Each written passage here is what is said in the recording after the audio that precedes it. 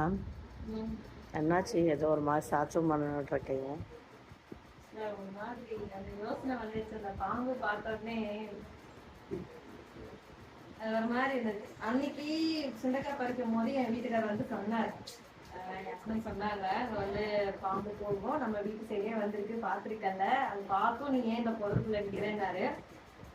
நான் வந்து ஒரு நம்பிக்கையில போயிட்டேன், பறிச்சிட்டேன்.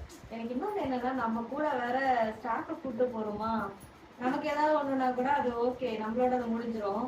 ஸ்டாஃப்லாம் கூப்பிட்டு ஏதாவது ஒண்ணுன்னா அது எனக்கு இப்ப என்னமோ திடீர்னு ஒரு மாதிரி தோண ஆரம்பிச்சிருச்சு. பொதுவா சொல்லுவாங்கல்ல, நம்ம செய்யறது வந்து இந்த புண்ணியம் நம்மளை காப்பாத்துன்ற மாதிரி, ஏதோ கடவுளோட ஆசீர்வாதத்துல இது வரைக்கும் எந்த இதுவும் நடக்கல. இதுக்கப்புறமா அந்த மாதிரி எதுவும் நடக்கக்கூடாதுன்னு நான் வேண்டிக்கிறேன். இதுக்கப்புறம் நிறைய பேர் நம்மளோட ஃபாலோவர்ஸ் ஆகட்டும், கஸ்டமர் ஆகட்டும், என்ன சொல்றது வந்து, அக்கா சேஃபா போங்க, காலில் ஷூ போட்டு போங்க, வெறுங்காலோட போகாதீங்க, நிறைய சொல்லுவாங்க. இந்த மாதிரி இடத்துல வந்து குச்சி கையில வச்சு தட்டிட்டு போங்க அப்படின்ட்டு. எங்க அம்மா மேக்சிமம் நான் வீடியோ அப்லோட் பண்ணனா உடனே பார்த்து ஃபீல் பண்ணுவாங்க, எதுக்கு பாப்பா உனக்கு இந்த வேலைன்ட்டு. ஆனா என்னன்னு தெரியல, எனக்கு அதுவும் அவ்வளோ நீட்டு பாம்பு, அது மட்டும் போயிட்டே இருக்குது.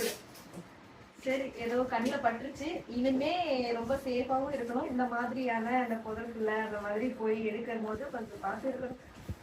கடவுள்கிட்ட வேண்டி நீங்களும் வந்து மழை டைம்ல சேஃபா இருங்க.